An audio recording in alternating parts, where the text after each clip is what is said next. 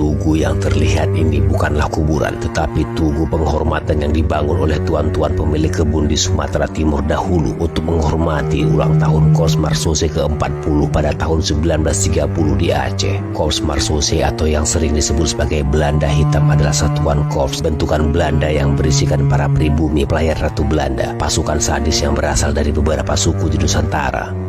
Tugu itu dibuat 4 sisi menghadap ke semua arah. Pada salah satu sisinya tertulis dalam bahasa Belanda yang jika diartikan dalam memperingati para prajurit yang jatuh di Aceh dan demokrasi. Sementara pada sisi lainnya tertulis pada kesempatan peringatan 40 tahun Korps Marsose 2 April 1930.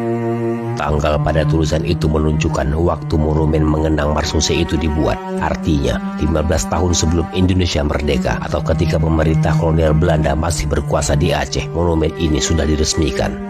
Silahkan like video ini